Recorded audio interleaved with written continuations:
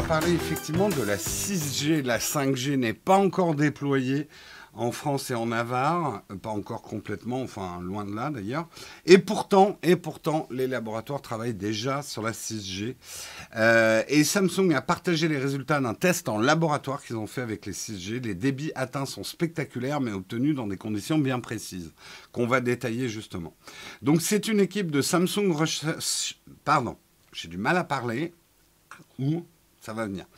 C'est une équipe de Samsung Research America et l'Université de Californie de Santa Barbara qui livre un petit aperçu de ce que sera la 6G.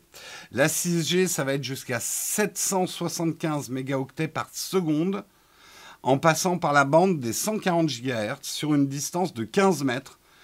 Donc en fait, on va tous se rapprocher des autres. Non. Entre deux appareils qui ont communiqué. Au-delà des 100 GHz, on dit que les bandes sont dans la catégorie terahertz, qui est une bande différente de celle des ondes radio. Pour atteindre ce débit, les chercheurs n'ont pas dû seulement se placer sur une bande fréquence très élevée et établir une proximité importante entre l'émetteur et le récepteur. Ils ont également utilisé une technique qui s'appelle le beamforming, qui consiste à focaliser les faisceaux d'ondes radio vers un terminal. Le beamforming n'est pas propre à la 6G, il est aussi employé pour la 5G par exemple. Donc on oriente comme ça les faisceaux et comme ça on peut faire cuire les pop-corn à distance. Non, ceci est une blague. Ma dernière phrase est une blague. Allez vous recoucher les complotistes.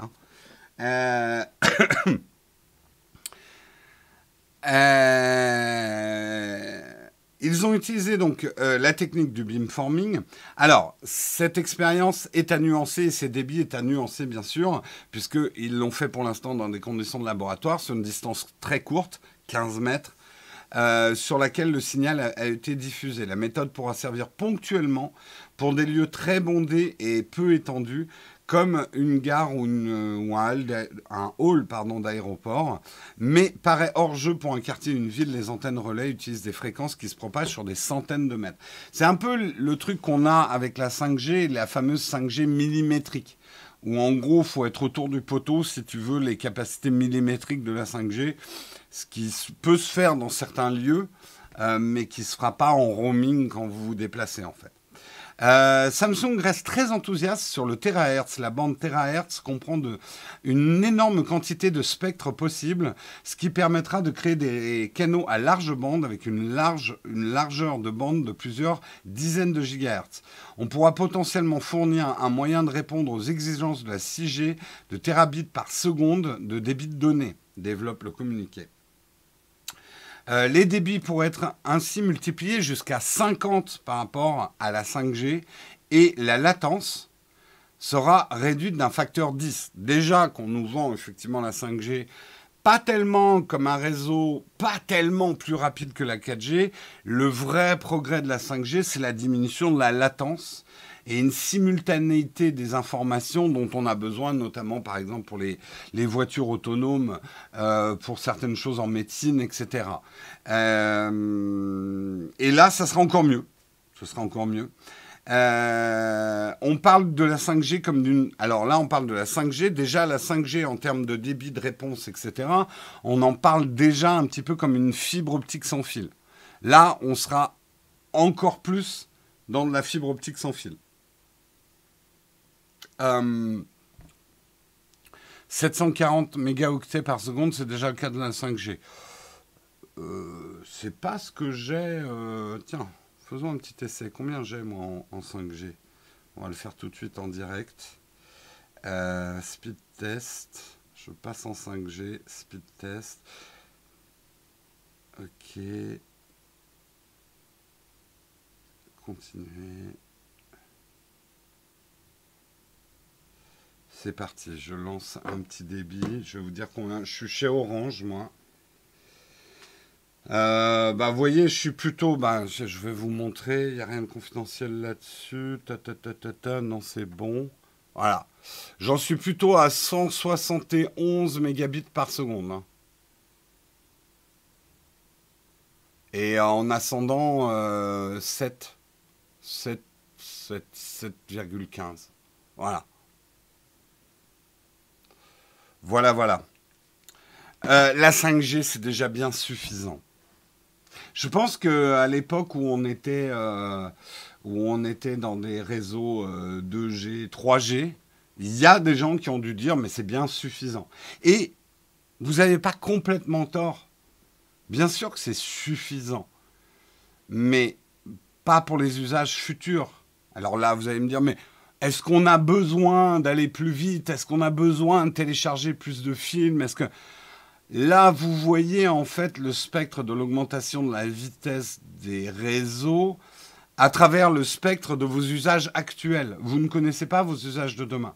Et en plus, vous abordez le problème avec le spectre d'usages qui sont assez triviaux. Télécharger des films, jouer à des jeux vidéo. Les réseaux servent à beaucoup plus de choses que ça aussi. On sait que la 5G, par exemple, c'est ce qui permettra l'avènement de la voiture autonome. Après, vous pourrez dire, mais est-ce qu'on a besoin vraiment de voitures autonomes? Est-ce que... Là, j'ai envie de dire, on tombe dans le débat philosophique.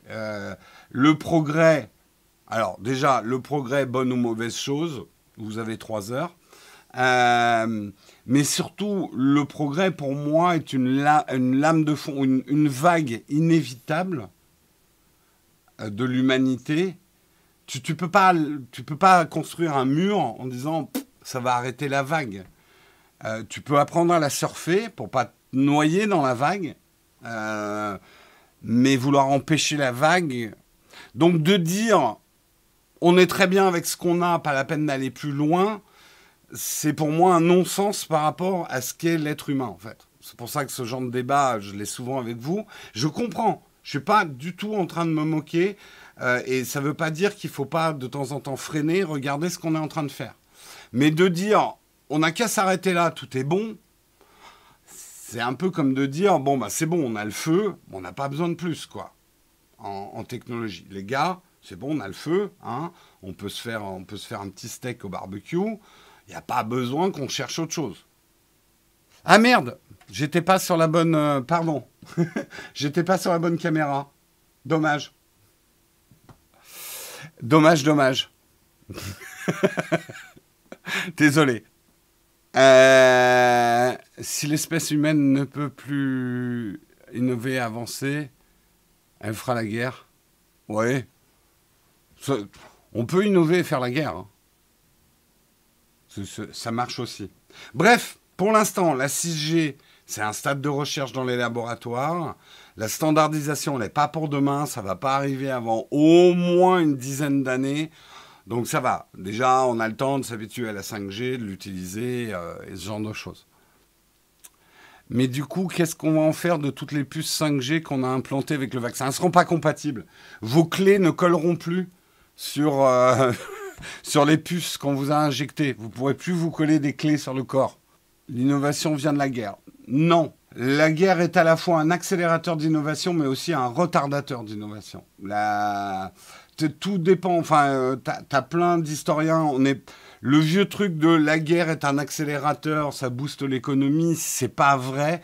Tout dépend comment tu lis les choses, long, moyen terme, ça dépend quelle guerre, etc., etc. Il faudra créer un nouveau virus, un nouveau vaccin 6G. Bah ouais, on va être embêtant, quoi. Puis ça dépend si tu as gagné ou perdu la guerre. Oui, c'est clair aussi. C'est clair aussi. Surtout les calculs quantiques seront d'actualité, il faudra une bande. Ouais. Donc on ne sait pas du tout, effectivement, nos besoins de demain. De toute façon, je ne sais pas, aller frapper à toutes les portes des laboratoires en disant, les gars, arrêtez de chercher mieux, quoi. C'est bon, là. C'est bon, on a ce qu'il nous faut, là. Stop. Ça ne marchera pas.